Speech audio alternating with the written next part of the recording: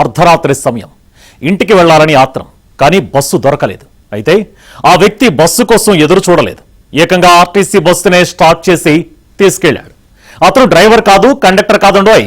అయినా ప్రభుత్వ బస్సును తన సొంత వాహనంలా నడిపించాడు.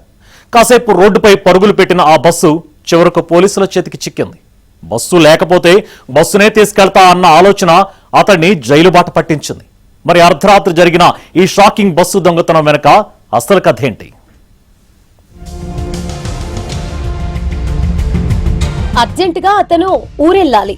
సమయం అర్ధరాత్రి దాటింది. ఊరు వెళ్లేందుకు బస్సు లేదు. ఇంకేం, తానే డ్రైవర్ గా మారిపోయాడు. శ్రీ సత్యసాయి జిల్లా కదిరి పట్టణంలో ఈ ఘటన వెలుగు చూసింది. అనంతపురానికి చెందిన శివ శుక్రవారం రైలులో కదిరి చేరుకున్నాడు. పెంపుడు కుక్కను వెంటబెట్టుకుని కదిరి చేరుకున్న శివ అక్కడి నుంచి మదనపల్లికి వెళ్లాలని భావించాడు. అయితే రాత్రిపూట కావటంతో అతనికి బస్సులు దొరకలేదు. దీంతో కదిరి ఆర్టీసీ బస్టాండ్ సమీపంలోని బాలికల పాఠశాల వద్ద నిలిపి ఉంచిన ఆర్టీసీ బస్సును శివ దొంగిలించాడు. బస్సును స్టార్ట్ చేసి పెంపుడు కుక్కతో పాటుగా మదనపల్లి వైపుగా వెళ్లిపోయాడు.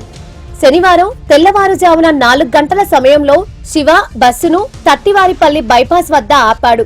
ఆ సమయంలో అక్కడ ఉన్న బీట్ పోలీసులకు ఇతగాడి తీరుపై అనుమానం కలిగింది. దీంతో అదుపులోకి తీసుకుని విచారించగా అసలు విషయం బయటపడింది. కదిరిలో పార్కింగ్ చేసిన ఆర్టీసీ బస్సును తానే నడుపుకుంటూ తీసుకొచ్చినట్లు శివ పోలీసుల ఎదుట అంగీకరించాడు. దీంతో మదనపల్లి పోలీసులు ఈ సమాచారాన్ని కదిరి ఆర్టీసీ డిపో అధికారులకు చేరవేశారు. అనంతరం శివపై కేసు నమోదు చేసుకుని బస్సును తిరిగి కదిరికి తీసుకొచ్చారు. ఇక మద్యం మత్తులోనే శివ ఈ పని చేసినట్లు సమాచారం.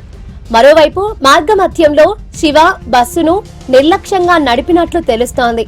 ఈ క్రమంలోనే బస్సుకు ఒక వైపు భాగం దెబ్బతింది.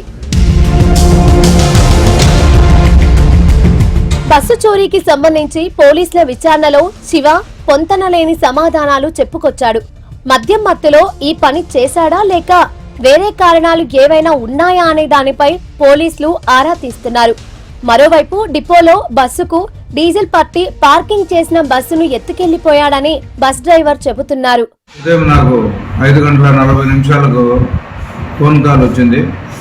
మదనపల్లి అవుట్స్కట్స్ లో 7686 నంబర్ గల బస్సు, మీ బస్సు ఉంది, బస్సును ఆపినామని చెప్పి మదనపల్లి TDM గారు చెప్పడం జరిగింది.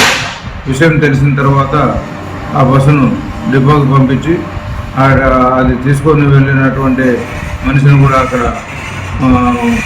అతన్ని కూడా అక్కడే ఉంటామని చెప్పి వాళ్ళకు తెలియజేసి ఈ సమాచారాన్ని ఓనర్కు మరియు మేనేజర్కు ఇవ్వడం జరిగింది.